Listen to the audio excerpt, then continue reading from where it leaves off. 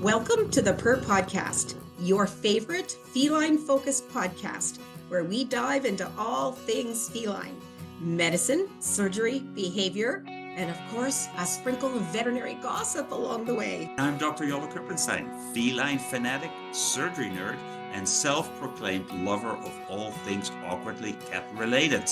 And I'm Dr. Susan Little, proud cat vet, podcast enthusiast, and your guide to the wonderfully weird world of feline medicine. Let's get started. Hi, this is Dr. Susan Little.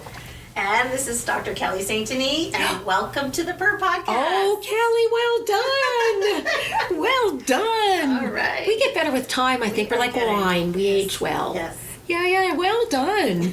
Yeah, good job. I got that intro for Yola. Yes, it's for Yola. So for those of you who are wondering, where's Yola? Well, we're not exactly sure. Yeah. We think he's in Asia somewhere. Yes. Right? So it's given Kelly and I an opportunity to do some episodes together. In trouble. We've been let loose. Yeah, it's the first time we've done episodes together. And this is only the second time we've had 3 board-certified feline specialists on the podcast. Yes. It's only the second time, right? And that's because we have a really great guest with us, Dr. Ilona Rodan. So Ilona, introduce yourself to our audience and tell them what you do. So welcome everybody, and I am a board-certified feline specialist as well as have a certificate in behavior, and I only do behavior in cats. But I had a practice that was only cats for 28 and a half years, and now I am doing behavior consultations, which includes medicine and behavior. 28 and a half years. Yes. Did it go in a flash? No, it was 28 and a half years. It went in a flash for most of it. Yeah. Yes, it really did. Yeah. It's crazy, isn't it? Yeah, it really is. Yeah. So 28 years of a feline-only practice, right? Yes. Means in your early years, there wasn't very much feline-specific attention being paid, right? That's exactly right. Yeah. Right? I think the first feline AAVP, now feline VMA, conference was in 1983. So what are the main differences sort of at the end of your 28 years versus at the beginning? Because I'm sure there's even Kelly and I see differences, right? Oh, yes. What would you say are the main differences? So much of the feline medicine is now occurring. Every lecture was, that other species, and now it's cats. And it's so great to hear about feline medicine and how to interact with cats and make a difference in their lives. And in your practice, what were differences within your own practice, kind of like from the beginning to? No, I hate to talk about it, but we used to restrain cats. Yeah. And we used Don't hate to talk about it. I mean, it was what we knew at the time, right? It's what we knew at the time. That's what we learned in vet school. You can't judge your prior self. Right. Yeah. And people would call cats bad or nasty, and I'm like, no. Finally I learned, no, they are not bad. They're fearful or anxious. They're painful. Mm-hmm. So just changing that mentality of, wait a minute, these cats are either fearful or anxious because they've had bad experiences in the veterinary practice, or they're just naturally fearful because they're in an unfamiliar place. Absolutely. But even at home, when we come into the home, if it's not a cat-friendly veterinary environment, cat-friendly veterinary interactions, they're still fearful. Yeah. Sure. In fact, they struggle more at home. Yeah. Yes. It's interesting. My practices used to do a fair number of home visits. Did you ever do home visits when you were with us? I did house calls in my own practice. In your own practice. Yeah. And much to my surprise, it wasn't actually easier at home. No. No, it's much not. to my surprise. Right. I mean, I still like to do euthanasias at home, hospice palliative care. Yeah. But other than that, I would rather just be in the practice. Yeah. And if you think of it from the cat's point of view, you've invaded their safe space. Absolutely. They're territorial animals, and here you're in their territory doing these things that are unfamiliar. Yeah. So I used to have a cat that he was he needed to be sedated when he came to the clinic. He was one of those cats that would come out of the carrier at you. Yeah, I don't know what kind of experiences he had in a past clinic. Exactly. We decided to try and do a house call with him one day, and he saw me from across the room coming in the door, and I was like, all right, I'm gone. It didn't go well. Yeah. Well, yeah. Yeah. Well, yeah. Because has his mind made up, right? Yeah, I was a threat. And he that's the thing. I think cats are really good at remembering threats, even potential threats, aren't Absolutely. they? It doesn't even have to have occurred. It's Right. just the possibility of it. Yes, yeah. Right now, I tell people, look at what they learned about people, about veterinary visits. And that's why, if they're acting the way they are, it's probably because of us. Yeah. Yes. Yeah. I especially when we have newer team members join us, the analogy I use, or the way I frame it, is like this cat coming to see us has no idea whether we're going to have a nice visit and he's going to go home, or if we barbecue cats in the back lot. I mean, he doesn't know. Yeah. Right. He doesn't know, right? Right. He has no way of knowing which it is. And if he's come here, and some cats have come to see me multiple years, right? And they're like, well, I didn't get barbecued last year, but it still might happen. It's like they are so self-protective, right? Like, I'm not going to take the chance. Like, they still could do it. And so Yes. climbing into their little heads and trying to see what it's like. It Makes a makes difference. sense because they're solitary survivors and they have to think about each minute, am I going to survive this moment? Yeah. And if we don't listen to their body language and facial expressions, then they think, okay, if they can't avoid us, we don't let them avoid us or hide. No wonder they're fearful. No wonder that they're... I think that was the first biggest impactful change for me and my team, was recognizing that they want to hide. So letting them be covered by a blanket, leaving them in their carrier, whatever version it was, of letting them have some semblance of hiding, right? Not a big change, but it was probably the first thing that we did in changing, right? And I think that's the most important step. Yes. The very first step to do is get hiding options, get high-sided cat beds. Yeah. For cats that may be boarding, at least igloo cat beds or high-sided cat beds, a box, anything Any box. to make them feel comfortable. Yep. And the high-sided cat beds, you can get all your procedures done, Yeah. Yep. your management, Yep. anything you can do in those. So they're fantastic. Yeah, we have sometimes cats are like hospitalized for the day or whatever, and they get one of those high-sided beds and they get lifted out of their cage in their bed, and then they go back in their cage in their bed, right? Exactly. Ours too. Yeah. The other thing, not that I sound like this is my podcast, but all three of us have learned so much. So the other thing I learned was to tell my team to put the client and the cat into the exam room, but tell the client not to open the cage door. Right. Because when they did that, we'd have a cat who, well, some never came out, but we would have cats that would dash out of the cage door, right? And now you're already at a disadvantage because now you're chasing him. Absolutely. They're at a disadvantage and we're at a disadvantage. Yes, I mean, we always, from the beginning of my practice opening, we always had the cats go directly from the vehicle to the exam room, so they avoided the waiting area. Yeah. And even in a cat-only practice, they don't want to be with other cats that they don't care about, they don't know. If they don't have a social bond with them, forget it. Yeah. Yeah. Yeah. And then, Yeah. yes, keep them all in their carriers, unless they're pawing and pawing and pawing to get out. Yeah. And then let them get out, have some treats or something. Yeah, exactly. Yeah, you have to be thoughtful about how you do it, right? Yeah. Because I think that scenario where vet walks into exam room, cat is cowering in a corner or under the chair is still really common, It is. right? And the first mistake was opening the cage door without a plan, Absolutely. right? And away dashes the cat. So there's a lot of impact from little things. Yes. Yeah. Right. Yeah. Yeah. Right. Didn't you have a towel warmer in your practice? I do now. And Yeah. so I learned that trick from Robin Downing. And I couldn't afford a towel warmer when I had my practice, so I was taking oat bags and heating them up pretty hot. And then I would spray a blanket with Fallaway and wrap the blanket around the oat bag and put it in a drawer that was dedicated to that in my exam room. Okay. because that was as good as it got. Yeah. With Yeah. the finances. But where I'm now, we have a towel warmer in my exam room. So I warm everything. Yeah. Spray, fell away. Yeah. Put it in there and it's ready to go. So is it one of those little box like? It's a round cylinder Yeah. one. That's what we have. Yeah. Right. And they've gotten so much less expensive. That's the thing, Yeah. right? It's like for $100 you can get a towel They warmer bought it and you for don't. me as a gift. You know, you're making me My think practice. that I should look into it because we don't have a towel warmer, but we always have laundry going, so I've just Yeah. always gone to the dryer Right, and gotten right. a towel, right?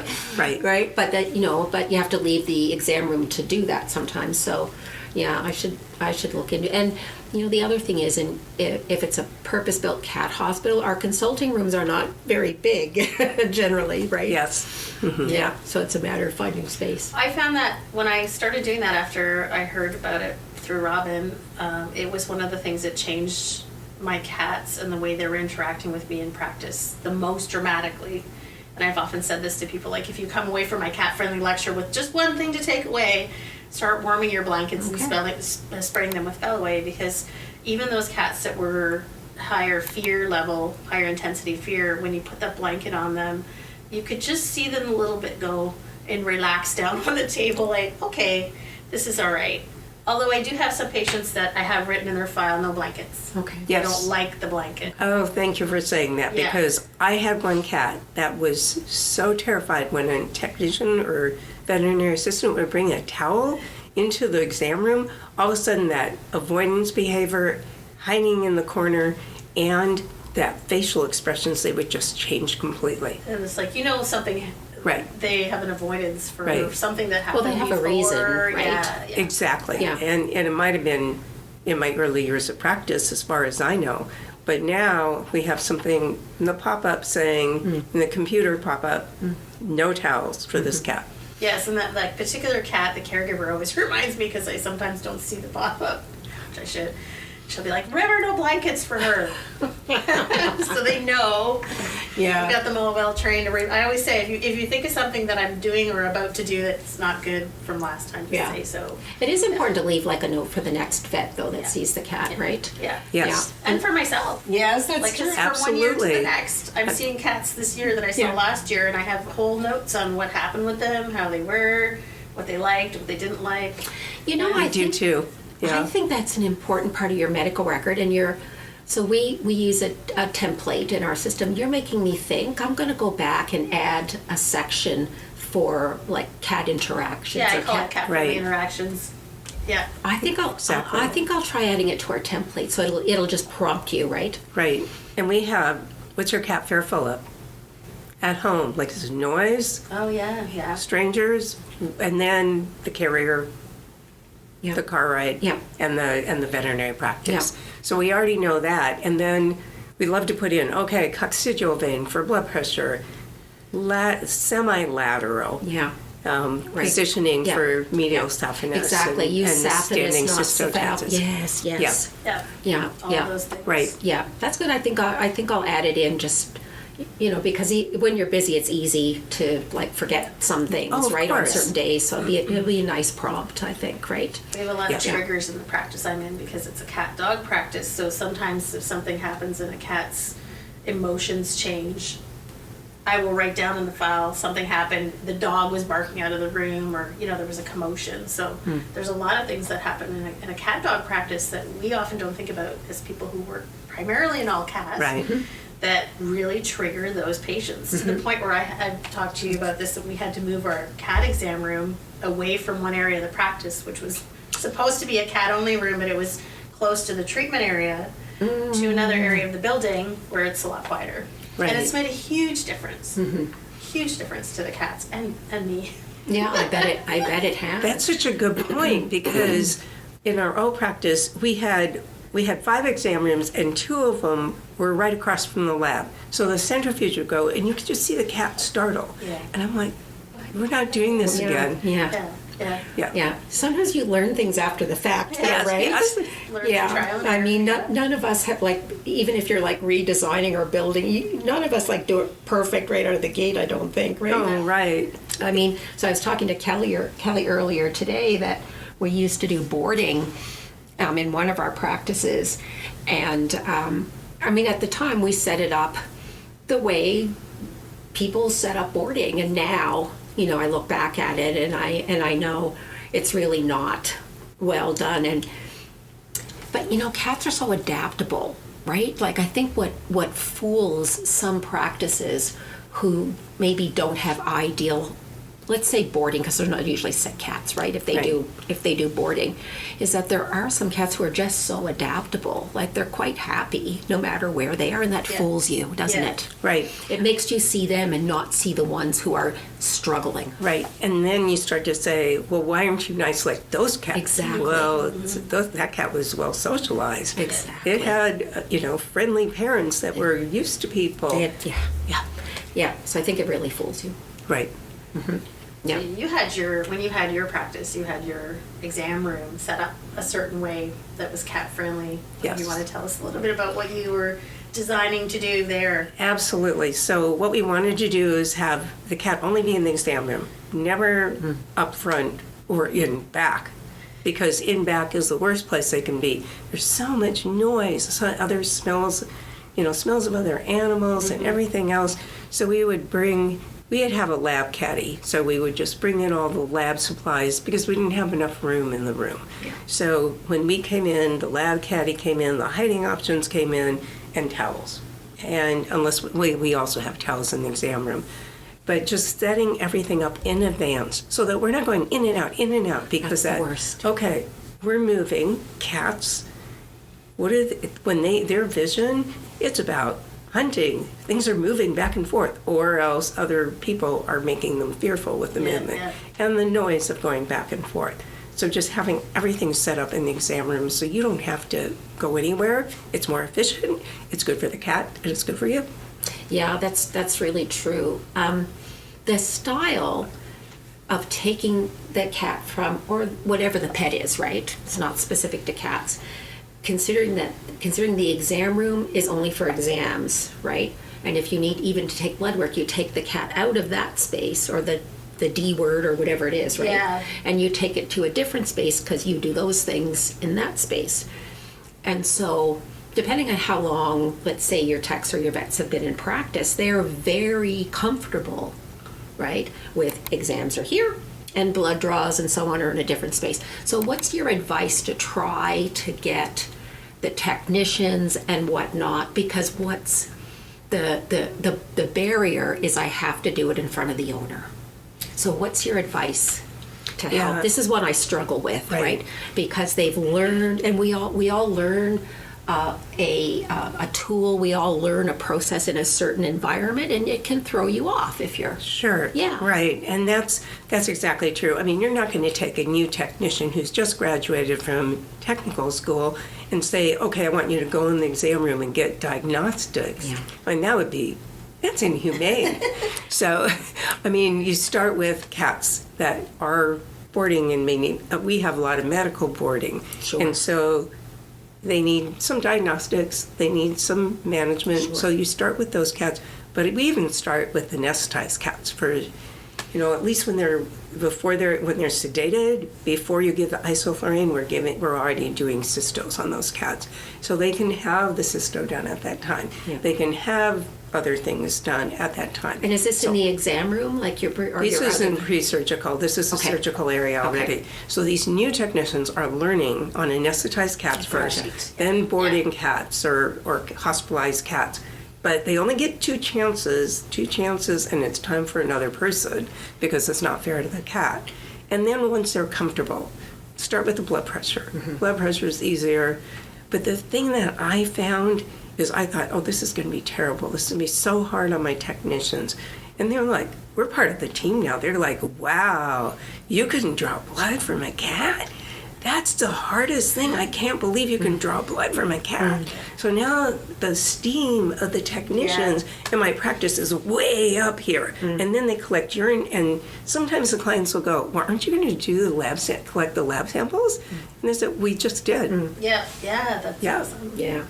I think helps like learning to do things in the exam room with the client there, because that's a bit daunting if you've never done that before, right? Absolutely. So I think it also helps to start with clients you know well and a cat that's generally calm. Yeah. Yes. Right? Instead of just saying, okay, from now on, you know, everything is done in the exam room, right? Right. Because that won't work. Yes, right? So- exactly. And so- that's right. We always have them start with the calm cats too, just like you're saying. Yeah, and there are some cats that you know, like that's just not going to happen, and they're usually cats that are going to need sedation for whatever, right? Right. And so I try to have our team be thoughtful about avoiding what could be another unpleasant experience in the exam room, Absolutely. right? Absolutely. Right. There's a great study that shows that cats that have bad experiences, they're restrained or held tightly or scruffed or having clipped noses, that if they come back to those exam rooms, they will avoid the exam room and prefer to spend time in exams where they're gently handled. Yeah. Yeah, That's a like nice study. we make it worse, right? And so sometimes I think we sort of have to stop and like think, what is going to be the best way, right? Absolutely. And there's a chance with, cat Fluffy, that it's not going to go well if we try to do a cysto in the exam room. So that's one where we say to the owner, like, here's what we're going to do, or we're going to send home gabapentin and you're going to come back tomorrow. Like, there's a way. Oh, sure. There's right. a way. Right. Or you're going to admit the cat and sedate Or it. exactly. Yeah. And the other thing I do with the patients in the room, if the caregiver doesn't want to be there, I let them know what we're going to do, and if some of them will want to leave. Like Exactly. one lady is like very squeamish about her cat having blood draws, but the other thing is for me it's a one and done. So if we've decided the cat is in an okay emotional state to try and take a sample, blood, urine, we will do loosey-goosey with food or whatever the cat needs to be a little more happy, and we try. And if it's too much, the cat seems painful, they're struggling, then we make other plans. Yeah. So we Right. don't push that cat and push that cat and Yeah. push that cat. We find another way. I think that's good advice, right? I Yes. think you can't try to hold yourself to a standard where everything has to be done in the exam room, because sometimes there are cats in situations where it is actually less stressful. Like, I have a very good tech team, and they can get blood from, they get blood from 6-week-old kittens, Oh, yes. and they can get, their restraint techniques are good, and sometimes it depends on the setup of your hospital, right? So if we know we want to, we have to kind of optimize the conditions for a certain cat. The way our treatment area is set up, it's just much easier for the techs and the holders to do their job. So I think you have to adapt to the cat, don't you? I think you have to adapt to the cat. I just think the treatment area is a difficult place for the cat, Yeah. just because of ours is it generally depends pretty on quiet. Yeah, that's the thing. That's the thing, and we Less of a will. thing for it, yeah. And if we know there's a cat that we're going to do better with it back in the treatment area, we'll close the other doors. Like we'll make, if there's chat going on, we'll calm things down. Right. Before the cat comes It really depends. Yeah. I will have to say, talking about the previous practice, the old way we did things, and now how we did things, it was really easy for everybody to just want to do everything in the exam room. Right. Because the cats were struggling more in the treatment area. Right. And also, Right. one of my veterinary assistants was taking a very calm cat in her arms to the treatment area. That's a no-no. That is a no-no.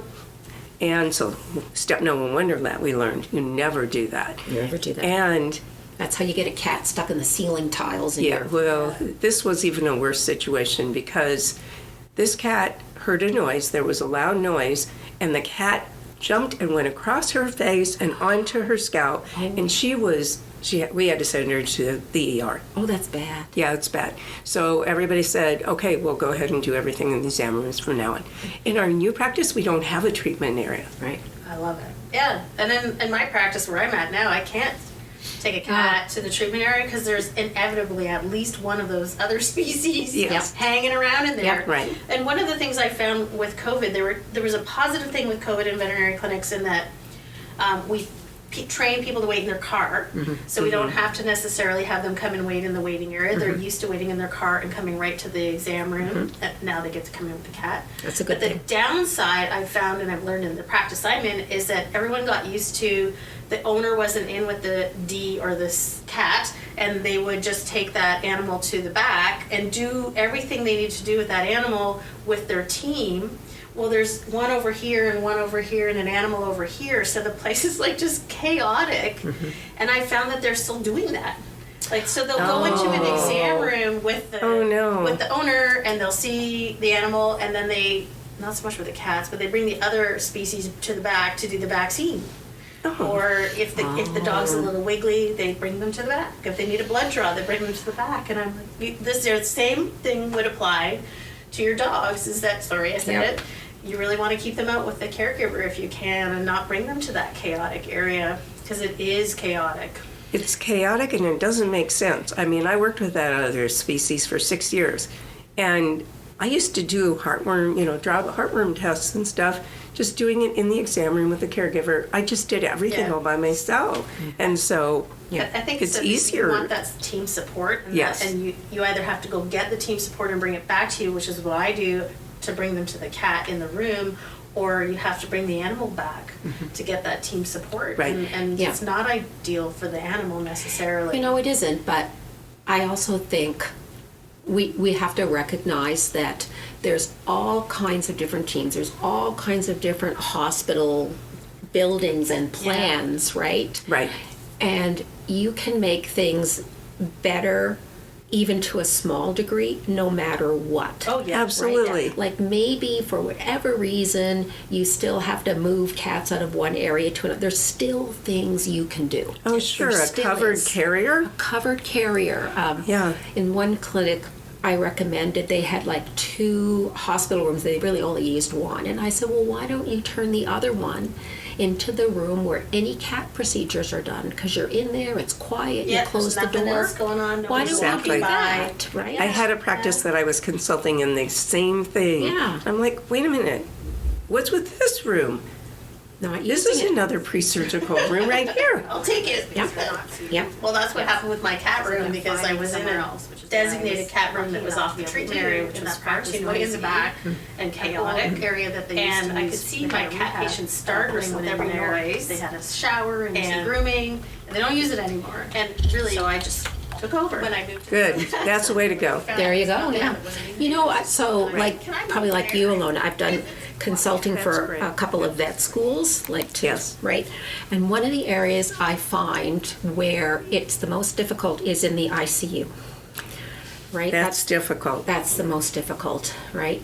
So I've seen some vet schools, some teaching hospitals that have found a creative way, there's a couple I've been into where the cat ICU is like basically in the main ICU area, but it's there's a wall of glass that separates it, because one of the priorities is that the people who are working there have to be able to see the patients. Right. Yeah. Exactly. Right, but at least there's a bit of a sound barrier, and there's no dogs, none of the lesser species. I have a picture that I took in a vet school that will remain nameless in the ICU, where there's a blocked cat in your stereotypical metal cage, right? And he's waking up from anesthesia, and there's a seizuring dog underneath. Like, how awful. I know, how awful. And I'm not trying to throw negative vibes at people, because we are all constrained by the architecture of where we practice, right? But did that cat really have to go on top of the seizuring dog? Oh, so we have a really nice ward, and the idea with the glass door, they have a pocket door, and there's a separate ward.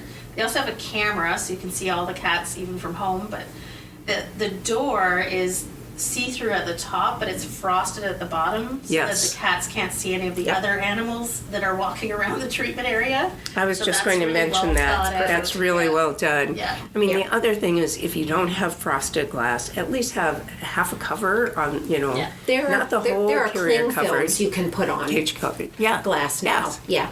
Yeah. And I know this because I have 2 of the lesser species in my house who bark at anything that moves, and so we've like cling filled the bottom half of our Oh, windows, good with some idea. pretty material, but now the dogs can't see through it. So we do that for cats. In my perfect. behavior practice, I'm like, cover up the bottom half of the window so they're not seeing the ferals or Yeah, yeah. strays outside or the neighbor's cat. Yeah, and people don't have to put cardboard up anymore, right? Right, you can, exactly. You can order these like gorgeous window Oh, they're coverings. gorgeous. Yeah.